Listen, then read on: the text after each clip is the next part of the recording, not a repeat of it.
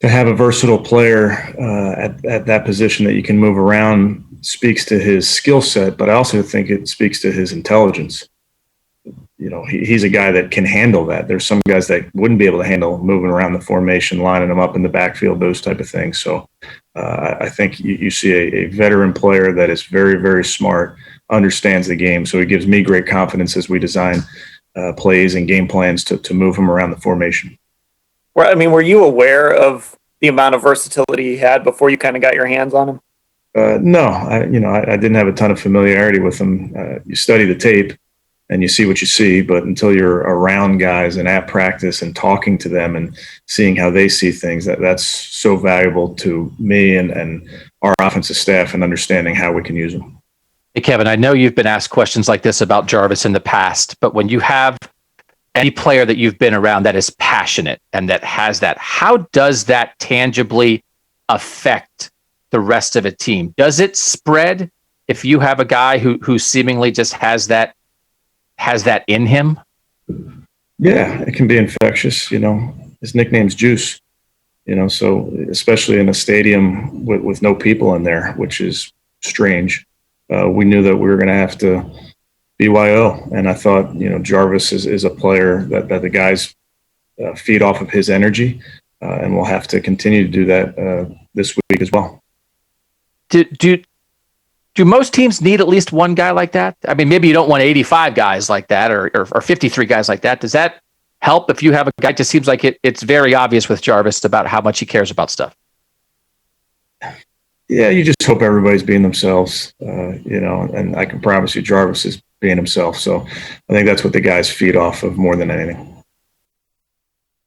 D-Man, it's interesting when you hear about a guy, maybe a free agent who might be coming to town or a trade is made or whatever, and you think you know him or you think you got a handle on him or you see highlights. I never thought Jarvis Landry was as good as we've seen, as good as advertised. But he's clearly better. The fact that he's even playing with the injuries that he's had tells you enough right there. Yeah, the terms that can be used, competitor, baller, gamer. When I think of the Browns, and by the way, I believe that if you play NFL football and put your body on the line like they do, like every one of those guys does, even special teamers, you are passionate and you want to win and you're competitive. I can't imagine lollygagging through an NFL game and expecting to live to tell about it. But we get the idea that Jarvis expresses it more so than maybe a lot of people do. But so I'm not knocking any other Browns when I say this, but 3 guys to me have stood out. Well, actually 4 as unbelievable gamers and competitors and warriors in the sports sense. Don't get me wrong, the sports sense in the toy department, not the real world. JC Tretter, Joe Bitonio, Baker Mayfield, and Jarvis Landry. 4 guys who have been playing with all sorts of injuries, and they just keep going. They keep grinding. They're out there. They're fighting and scrapping. And, Tretter, most people wouldn't, I would imagine, not even be able to maneuver in the general public, let alone try to play center in the NFL. Tretter's out there every week with all sorts.